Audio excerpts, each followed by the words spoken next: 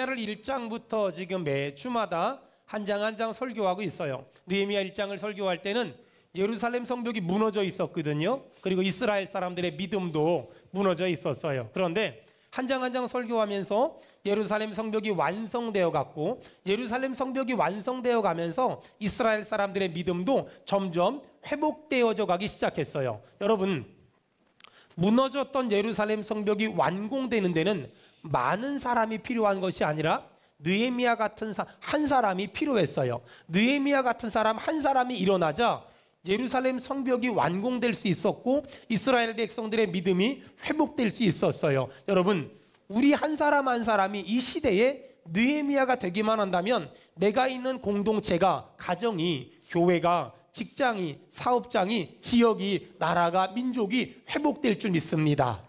여러분, 그것이 우리가 붙잡은 믿음이에요. 그래서 우리 한 사람 한 사람이 날마다 기도해야 돼요. 하나님, 내가 이 시대의 느헤미야가 되게 하시고, 내가 있는 공동체가 회복되길 원하며, 내가 있는 공동체가 살아나길 원하며, 내가 있는 공동체가 부흥되길 원하며, 내가 있는 공동체가 영적으로 깨어나게 도와주시옵소서.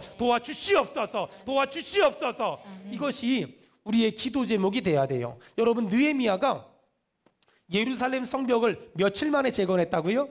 52일 만에 재건했거든요. 근데 느헤미야는 예루살렘 성벽만 재건했는데, 예루살렘 성벽만 재건된 것이 아니라 예루살렘 성벽이 재건되면서 이스라엘 사람들의 믿음도 회복되어져 가기 시작했어요. 그런데 성벽이 재건되면서 믿음도 회복됐는데, 믿음만 회복된 것이 아니라 믿음이 회복되니까 물질적인 회복이 일어났어요. 잘 들으세요.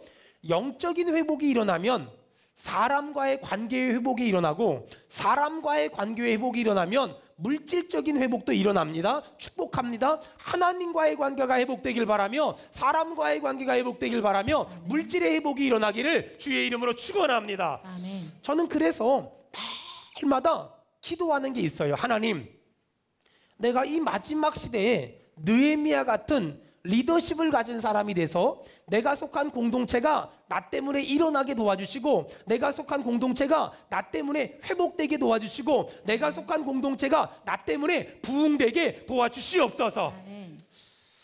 지금은 돌아가셨지만 지금의 저를 만들어주신, 제가 참 좋아하고 존경하는 목사님이 계세요. 우리 목사님은 참 신실하시고 성실하신 분이었는데, 우리 목사님이 잘 사용했던 몇 가지 단어가 있어요. 그 단어 중에 제가 지금도 잊어버리지 않는 게 웃긴 말인데 의미 있는 말이었어요. 한 사람이 천하보다 귀하다, 이렇게 말하잖아요. 근데 우리 목사님 늘 뭐라 그랬냐면, 한 사람이 1,000만 원이다, 이렇게 늘 얘기하셨어요. 따라합시다. 한 사람이 1,000만 원이다. 시작. 한 사람이 1,000만 원이다. 그때가 92년도 91년도 그때인데 한 사람이 1,000만 원이라는 거예요.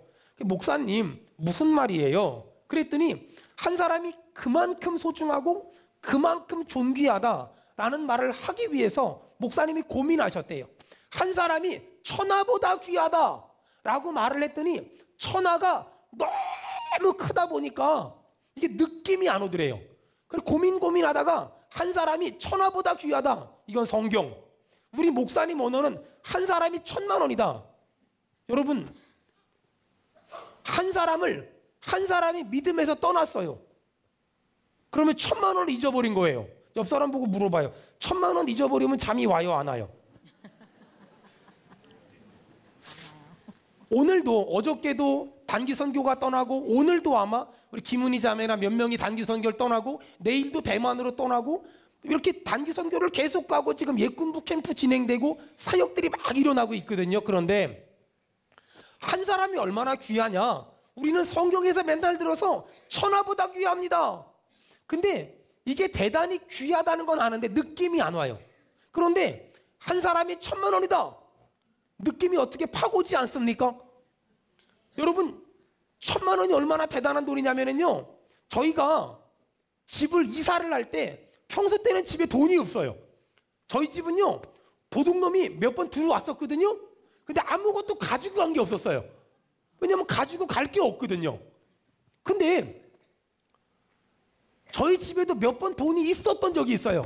집을 이사하려고 할 때 전세돈을 먼저 받았을 때 제 아내가 그 몇천만 원을 처음에는 장롱에다 집어넣었다가 장롱 밑에다 집어넣었다가 벌떡 일어나더니 소파 그 방석 밑에다 집어넣었다가 소파 밑에다 집어넣었다가 그 다음에 찬장 위에다 올려놨다가 막 밤새도록 고민을 하더라고요. 근데 믿어지지 않나 또 한 번 일어나서 뚜껑 열어보고 또 한 번 일어나 뚜껑 열어보고 이게요 집에 돈이 없다가 있으니까 잠이 안 와요. 여러분 1,000만 원이 얼마나 큰 돈인지 몰라요. 근데요 한 사람을 잃어버리면 1,000만 원을 잊어버린 거래요. 근데 한 사람을 구원하잖아요. 1,000만 원 벌었대요. 그러니까 지금 단기 선교 나가서 막 복음 전하잖아요. 예꾼부 애들 데리고 씨름하잖아요. 학생들 데리고 씨름하잖아요. 그래서 그 사람이 예수님 있잖아요. 그러면은요 한 사람이 돌아올 때마다 1,000만 원을 벌거든요. 모르긴 몰라도요 우리 교회는요 올 여름에 한 10억 정도 벌게 될 줄 믿습니다. 아멘.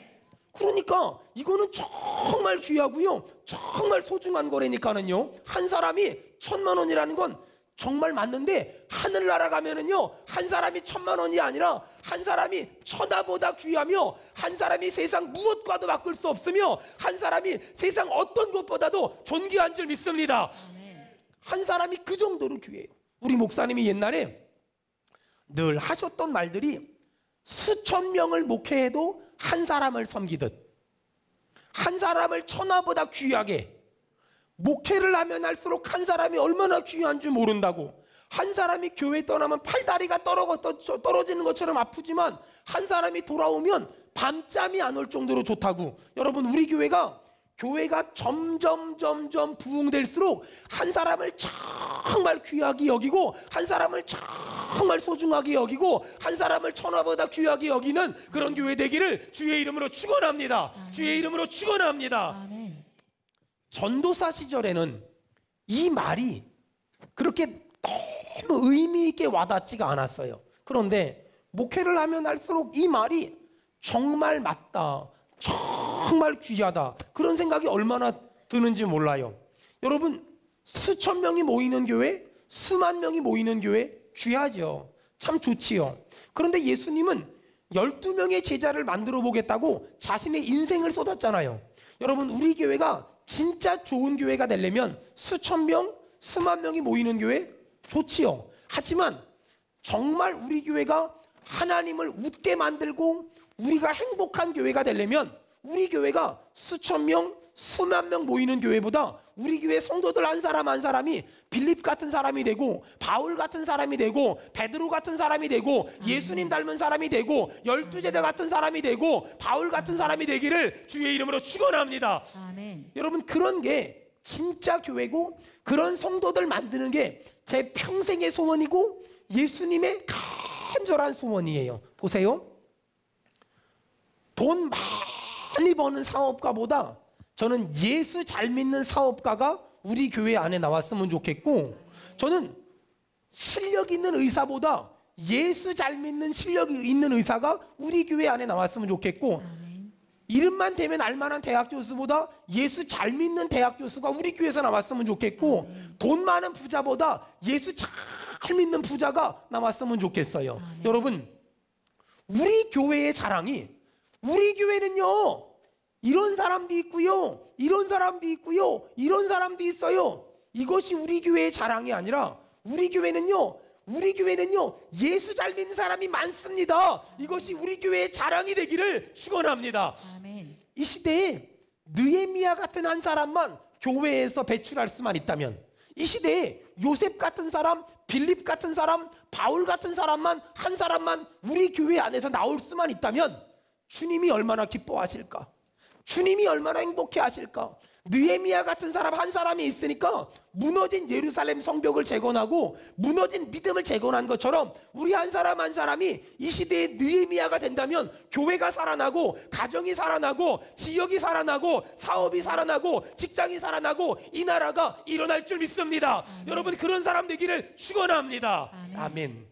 자 11장 1절, 느헤미야 11장 1절 다 같이 읽습니다. 시작. 백성의 지도자들은 예루살렘에 거주하였고 그 남은 백성은 제비 뽑아 10분의 1은 거룩한 성 예루살렘에 거주하게 하고 그 10분의 9는 다른 성읍에 거주하게 하였으며. 자, 10분의 1은 예루살렘 성에 거주하게 했고 나머지 10분의 9는 다른 지역에 흩어져서 살도록 정책적으로 어떤 그런 배려하기 시작했어요. 그런데 10분의 1은 예루살렘 성에 살았는데 이 사람들은 왜 예루살렘 성에 살았을까? 예루살렘 성전을 돕는 일을 하라고 예루살렘 성전에 10분의 1이 살게 했어요. 2절 다 같이 읽습니다. 시작.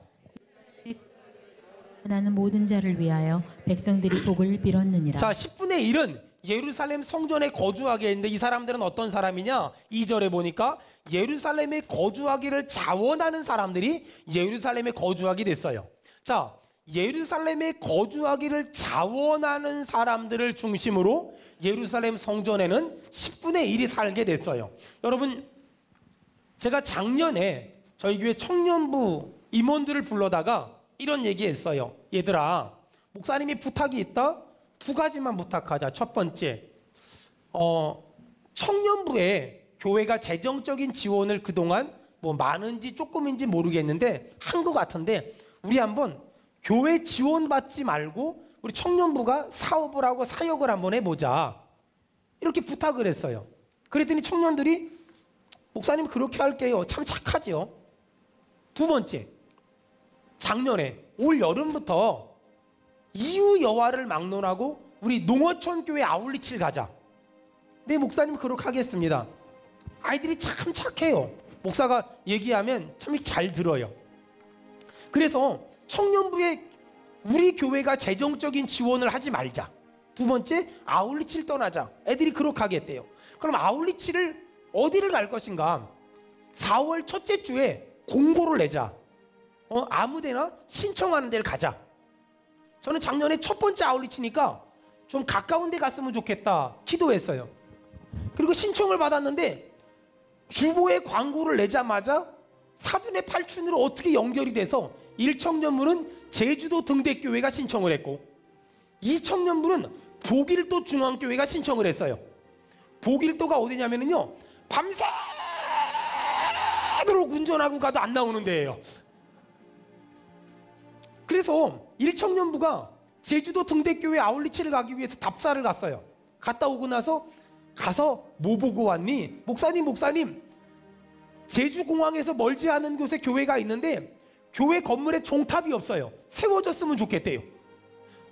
얘네들이 돈이 얼마인지도 모르고 해줬으면 좋겠대. 아, 그렇구나. 2청년부도 얘는 좀 어리니까 저랑 같이 답사를 갔어요. 밤새도록 운전을 하고 가는데 끝이 안 보여요. 가서 또 배를 타고 들어가야 돼요. 완도에서 배를 타고 들어가야 돼요. 들어갔더니 아침에 딱 도착했는데 보길도 중앙교회 목사님이 저희들 온다고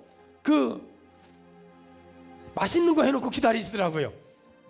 저한테 맛있는 거에 약해서 그거 먹었는데 뭐 필요하시냐고 물어봤더니 컴퓨터도 없고 복합기도 없고 그거 이제 다 이제 숙제를 가지고 돌아왔어요.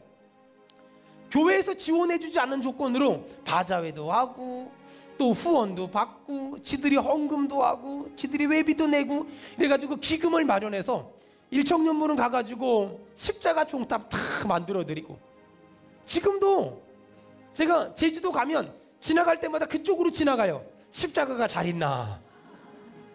잘 있어요. 잘 있어. 잘 있어요. 2청년부는 가가지고 거기서 그 물건 사드리고 1청년부는 가가지고 여름 성경학교를 해줬거든요. 여름 성경학교 하려고 우리 1청년들이 수원 은혜교회에서는 전도도 안 하는 것들이 거기 가서는 전도를 열심히 했거든요. 몇 명 갔는 줄 아세요? 한 명. 한 명을 붙잡고 우리 1청년부 10대명이 열심히 전도했어요. 근데 애가 딱 이런 거예요. 뭐 하나 보자 이런 느낌이었어요. 그렇게 열심히 하고 돌아왔어요. 2청년부는 그 보길도에 애들이 많아요. 할아버지가 키우고 할머니가 키우고 막 이런 애들 있잖아요. 외국인들 이렇게 키우고 이런 애들이 많아요. 거기서 열심히 아이들 섬기고 첫째 날, 둘째 날은 옆에 있는 섬에 소문이 나가지고 애들이 막 다리 건너오는 거예요, 막요. 이래가지고 막 섬겨드리고 막국수 잔치. 수원에서부터 막국수를 조달을 해가지고 거기 있는 애들 다, 거기 있는 사람들 다 어르신들 초청해서 식사 드시게 하고 그리고 돌아왔죠. 그리고 이제 올해 또 4월 달에 아울리치를 또 공고를 했어요. 이번에 어디서 올까? 그래도 이번엔 제주도 등대교회가 한 번 더 와달라고. 그리고 제주 열방교회에서 와달라고. 이 1청년부는 제주 등대교회랑 열방교회 가서 이번에 뭐 할 거냐면 시설 보수공사, 페인트 칠. 2청년부는 청주 기암교회. 거기는 비가 많이 샌다 그래서 어른들도 같이 가서, 남자 어른들도 같이 가서 지붕도 고치고 또 보수공사도 하고 이제 그렇게 막 하고 이제 돌아올 거예요. 저는 많은 사람들이 단기 선교를 떠나고 많은 사람들이 여러 가지 여름 사역들을 하고 있잖아요. 제가 꼭 하나 부탁하고 싶은 게 있어요. 2가지를 했으면 좋겠어요. 예수님을 말로 전하고 예수님을 삶으로 전했으면 좋겠어요. 여러분 따라하겠습니다. 예수님을 말로 전하고 예수님을 말로 전하고 예수님을 삶으로 전하겠습니다. 예수님을 삶으로 여러분, 전하겠습니다. 이 땅에 있는 모든 사람에게는 예수님이 필요하다는 걸 인정하는 사람 아멘 합시다. 아멘. 이 땅에 있는 모든 사람에게는 예수님이 필요해요. 아이도 어른도 할머니도 할아버지도 배운 사람도 못 배운 사람도 믿는 사람도 믿지 않는 사람도 부자도 가난한 사람도 목사님도 성도들도 모두가 예수님이 필요해요. 제가 하나님의 은혜로 목사님들에게 말씀을 전할 때 첫 번째 시간에 제가 늘 하는 말이 있어요. 목사님들에겐 성도들보다 더 예수님이 필요합니다. 그러면 어떤 목사님들은 아멘 하는데 어떤 목사님들은 좀 기분 나쁜 눈초리로 째려봐요. 왜냐하면 이미 예수님 잘 믿는 사람한테 뭐가 예수님이 필요해? 근데 사람들은 제가 어떤 강의를 하러 가면 이렇게 하면 교회가 부흥돼요. 이렇게 하면 남자들을 살릴 수 있어요. 이렇게 하면 불신자를 전도할 수 있어요. 방법을 듣기를 원하는데 방법은 문제가 아니라 우리에겐 예수가 필요하거든요. 목사님에게도 예수가 필요하고 학생들에게도 예수가 필요하고 장애를 가진 아들, 딸들에게도 예수가 필요하며 장애가 없는 사람에게도 예수가 필요하며 청년들에게도 예수가 필요하며 도시 사람들에게도 예수가 필요하며 저 농어촌 사람들에게도 예수가 필요한 줄 믿습니다. 여러분, 안타까운 건 우리가 예수가 필요한 사람이고 예수님을 붙잡아야 되는데 많은 사람들이 살다 보니까 일을 붙잡아요. 사람을 붙잡아요. 문제를 붙잡아요. 어떤 일이 벌어지는 줄 알아요? 여러분, 일 이렇게 살아가잖아요. 그러면 지쳐요. 이 사람이 문제 터질 때 막 달려가고 저 사람이 문제 터질 때 막 달려가잖아요. 지쳐요. 아니 이 사람 문제 해결하면 문제가 없어야 되는데 이 사람 문제 해결하면 저 사람 문제 터지고 저 사람 문제 해결하면 저 사람 문제 터져요. 지쳐요. 일 붙잡고 살면 지쳐요. 사람 붙잡고 살면 지쳐요. 사역 붙잡고 살면 지쳐요. 여러분, 일을 붙잡으면 안 돼요. 사람을 붙잡으면 안 돼요. 예수님을 꼭 붙잡으면 예수님이 힘 주시고 능력 주시고 은혜 주시고 믿음 주실 줄 믿습니다. 아멘. 여러분, 일 이거 붙잡으면 안 돼요. 여러분, 제가 여러분이 생각하는 것 이상으로 바쁘게 살아요. 근데 별로 지치진 않거든요. 왜 안 지치는 줄 아세요? 저는 일을 많이 하지만 일 붙잡고 살지 않고 예수님 붙잡고 살아요. 아멘. 저는 사람들을 많이 만나지만 사람들 붙잡고 살지 않고 예수님을 붙잡고 살아요. 그러니까 덜 지치고 덜 힘들고 덜 피곤하고 덜 아파요. 따라합시다. 나는 예수님이 필요합니다. 시작. 나는 예수님이 필요합니다. 나는 예수님이 필요합니다. 시작. 나는 예수님이 필요합니다. 제가 이렇게 목사님들한테 강의를 하다 보면 목사님들이 저에 대해서 오해를 하는 게 하나 있어요. 저는 제가 이렇게 외모적으로 좀 이렇게 평범한 가정에서 편안하게 신학 공부해서 평범하게 목사하고 여기저기서 후원 많이 받아서 어려움 없이 목회하는 사람으로 착각해요. 근데 제가 이렇게 막 설교를 하잖아요. 그러면 목사님들이 힘들었던 거 나도 힘들었었고, 목사님들이 아팠던 거 나도 아팠었었고, 목사님들이 울었던 거 나도 울었다는 얘기를 듣잖아요. 그러면 그때부터 은혜를 받아요. 깨달은 게 뭔지 아세요? 사람들은 내가 복받은 얘기를 들으면 시험 드는데 내가 고생한 얘기를 들으면 은혜를 받아요. 의외로 사람들은 내가 복받은 거에 감동하는 게 아니라 내가 힘들었던 것에 훨씬 많이 감동을 해요. 참 그 이상한 아주 나쁜 버릇을 가지고 있어요. 여러분, 지금도 많은 사람들이 일을 붙잡고 일, 월요일도 일, 화요일도 일, 수요일도 일, 목요일도 일, 금요일도 일. 근데 맨날 일 붙잡고 살잖아요. 지쳐요. 문제, 오늘도 이 문제, 내일도 이 문제, 오늘도 이 문제, 내일도 이 문제 붙잡고 살잖아요. 지쳐요. 근데 안 지치는 방법이 하나 있어요. 어떻게 하면 되냐면요, 일을 붙잡지 말고 예수님을 다 붙잡으세요. 아멘 합시다. 아멘. 일을 붙잡지 말고 예수님을 딱 붙잡고요, 문제를 붙잡지 말고 예수님을 딱 붙잡아 봐요. 그러면 내가 예수님을 붙잡으면 예수님이 가셔서 문제를 해결해 주시고요, 내가 예수님을 붙잡으면 예수님이 가셔서 그 사람의 마음의 문을 열어주실 줄로 믿습니다.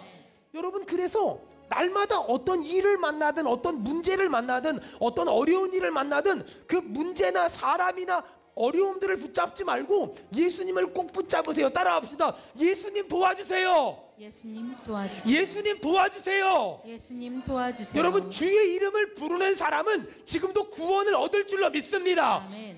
그것이 우리의 믿음이란 말이에요. 저는 20대 초반에 CCC라는 선교단체를 통해서 훈련받고 은혜받고 간사 일을 했어요. 저는 그 선교단체에서 여름만 되면 수련회를 했어요. 요즘에는 규모가 많이 축소됐는데 옛날에는 정말 수만 명의 청년들이 모였어요. 수만 명의 청년이 어디서 모인 줄 아세요? 뭐 펜션, 리조트, 콘도가 아니에요. 뭐 어디 이렇게 강가, 해변 강가. 그리고 전기가 이렇게, 옛날에 다마라 그랬죠. 다마. 이렇게 쭉 전선 연결하고 다마를 군데군데 연결해요. 그리고 막 수련회를 하거든요. 화장실이 그 많은 애들이 갈 데가 없으니까 전부 임시 간이 화장실, 솥단지도 전부 임시 쭉 만들어요. 저녁에 지금은 돌아가신 김중건 목사님이 집회를 하세요. 막 집회를 막 하는데 막 이상하게 CCC 수련회만 하면은 그렇게 비가 오고 바람이 불고 천둥이 쳐요. 그럼 목사님이 우리 기도하자고. 지난주에 제주도에서 CCC 수련했는데 거기도 여전히 비가 오더라고. 근데 그럼 막 목사님이 다 같이 통성으로 기도하겠습니다. 근데 신기한 게 그렇게 막 기도하잖아요. 그러면 신기한 게요, 거기만 비가 안 와요. 그런 경험들을 너무나 많이 한 거예요. 너무나 신기하죠? 거기만 비가 안 와요. 그리고 설령 비가 와도 괜찮아요. 어차피 기도했기 때문에 안 올 줄 믿고 그냥 말씀을 들어요. 막 그런 열정 가지고 예배하고 막 뜨겁게 찬양했어요. 그리고 막 그거 수련회 끝나잖아요. 그럼 거지 전도 여행이라는 걸 가요. 뭐냐면 두 주머니에 돈도 안 갖고 초코파이도 안 갖고 껌도 안 갖고 아무것도 안 가지고 가요. 그리고 전도 여행을 둘이 떠나요. 막 여기저기 떠나거든요. 그럼 저녁에 어디로 모이기로 해요. 그럼 막 저녁에 모여가지고 어떤 사람은 막, 어떤 애들은 할머니 전도하다가 할머니 예수 믿으세요. 그럼 할머니가 예수가 뭔데 먹는 거야? 아니요, 먹는 게 아니라요, 예수님 믿으면 천당 가요. 막 복음 전하고, 그리고 저녁에 와가지고 우리는 할머니 전도하고 감자 얻어 먹었다 막 그러면, 어떤 애들은 막 우리는 어느 식당에 들어가서 전도하다가 삼겹살 얻어 먹었다 그러면 내일은 받고, 그리고 막 그렇게 막 하고 이러면서 막 10박 11일 15박 16일을 막 사역을 했어요. 저녁 때 모여가지고 집회를 하면 김중건 목사님이 다른 얘기 별로 안 하셨어요. 다른 얘기 안 했고 백문일답이라는 걸 했어요. 백문, 어떤 걸 물어보더라도 답은 하나다. 한번 여러분 오른손 주목을 한번 줘보세요. 따라합시다. 예수 그리스도. 예수 그리스도. 예수 그리스도. 예수 그리스도. 여러분, 우리를 보고 가장 기뻐하시는 분은 누구십니까? 예수 그리스도. 우리가 천국 가면 발벗고 달려 나올 분이 누구십니까? 예수 그리스도. 이 땅의 모든 민족이 어디로 돌아가야만 합니까? 예수 그리스도. 이 땅의 교회의 주인은 누굽니까? 예수 그리스도. 내 평생에 누구를 알길 원해야 합니까? 예수 그리스도. 내 평생에 누구를 닮길 원해야 합니까? 예수 그리스도. 내 인생의 문제는 누가 해결합니까? 예수 그리스도. 우리는 누구를 전해야만 합니까? 예수 그리스도. 우리 믿는 사람 아멘 합시다. 아멘. 이러면서 막 백문일답을. 지금 생각해보면 목사님이 바쁘셔서 설교를 준비를 못할 때마다 이것만 한 것 같아요. 그냥 이거 한 다음에 두 번째 뭐 하는 줄 아세요? 또 하는 거예요. 여러분, 가정의 복음화를 누가 합니까? 뭐라 그럴까요? 이때는 예수 그리스도 하면 안 돼요. 이때는 뭔지 아세요? 내가 합니다, 이거 하는 거예요. 여러분, 가족의 구원을 누가 합니까? 내가 합니다. 여러분, 부모님을 누가 구원합니까? 내가 구원합니다. 직장 복음화를 누가 합니까? 내가 합니다. 민족 복음화를 누가 합니까? 내가 합니다. 세계 복음화를 누가 합니까? 내가 합니다. 이 말에 가슴이 뜨거워서 필리핀 선교사로 갔어요. 여러분, 수많은 사람이 일. 근데 이거 하나 해결하면 또 터지고, 이거 하나 해결하면 또 터지고, 이거 하나 하면 또 터져요. 그래 지치는 거예요. 일을 붙잡지 말아요. 이 사람이 문제 터지면 그거 붙잡고 씨름하고, 또 끝나고 나면 저 사람이 문제 터뜨리고 또 저 사람 문제, 이거 하지 말아요.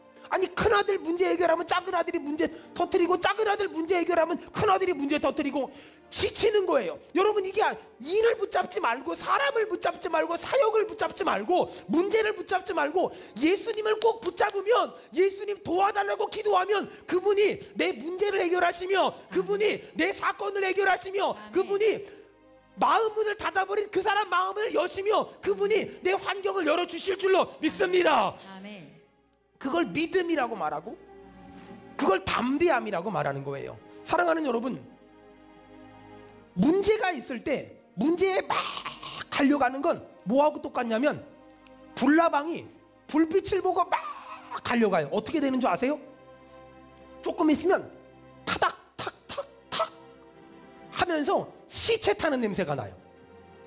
불나방이 불빛 보고 달려가면 죽어요. 문제를 향해 뛰지 마세요. 사건을 향해 뛰지 마세요. 마음은 닫아버린 그 사람 향해 뛰지 마세요. 주님께 매달리고 주님께 달려가는 거예요.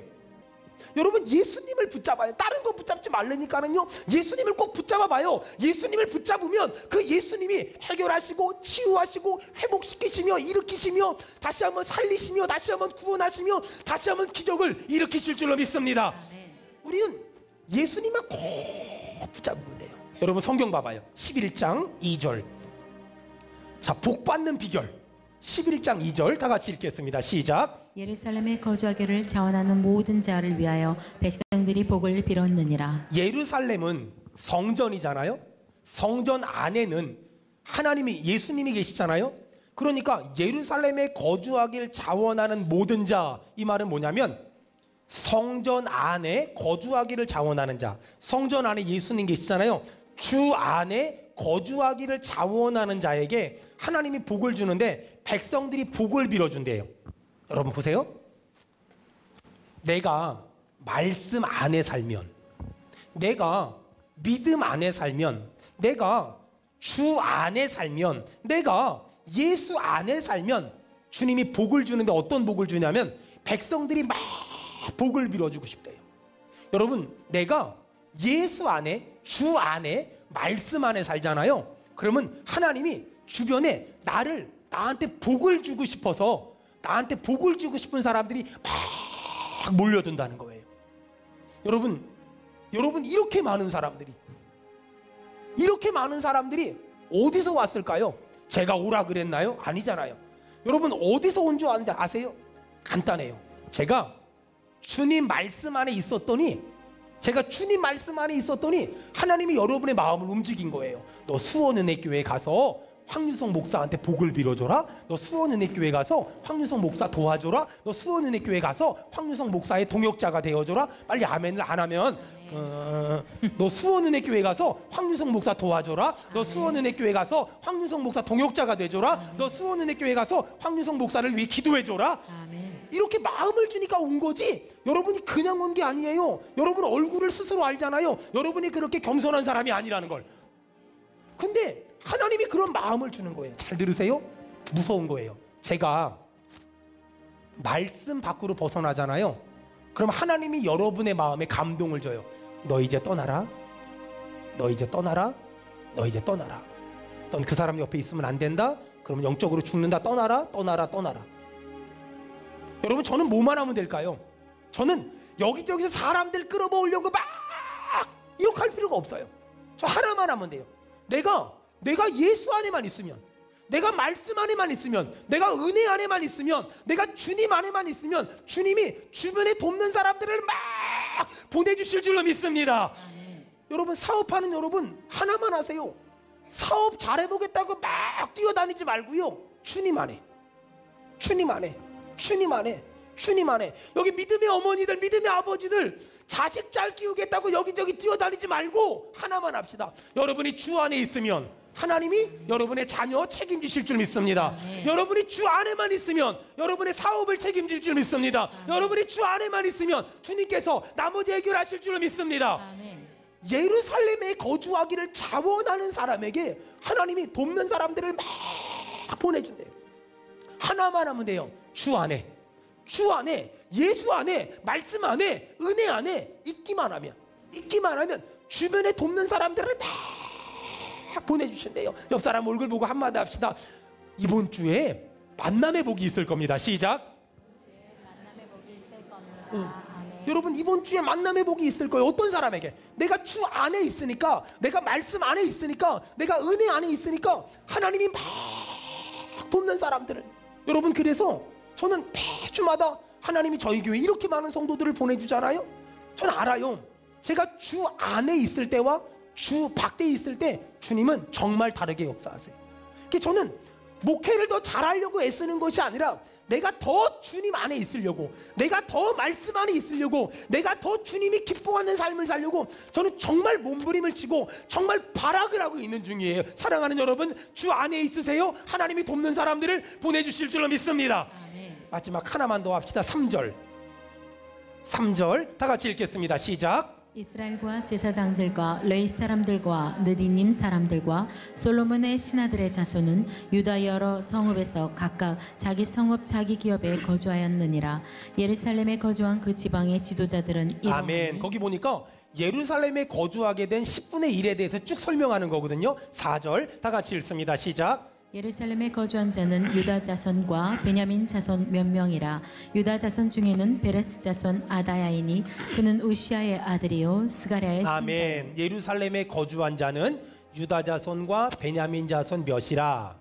유다 자손 중에는 베레스 자손 아다야이니. 아다야라는 사람을 설명하기 위해서, 아다야라는 사람을 설명하기 위해서 우시아의 아들이요 스가랴의 손자요 아마랴의 증손이요 스바다의 연손이요 마알랄랄의 오대손이요 마야세야니. 그래서 한 사람을 설명하기 위해서 할아버지, 할머니, 아빠, 엄마, 증조 할아버지, 증조 할머니, 5대손, 6대손, 7대손을 지금 막 설명해요. 자, 저 보세요. 오늘 저는 이 본문을 묵상하는데 신기하죠? 하나님이 저한테 가슴을 막 치시면서 울게 하셨어요. 아니, 글자만 보면 울 내용이 없거든요.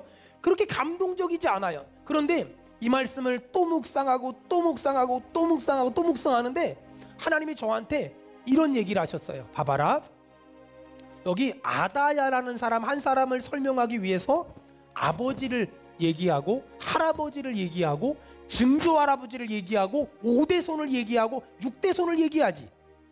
여러분, 저는 아이가 셋이 있어요. 선교, 혜진이, 선민이. 그런데 우리 선교가 어디를 갔는데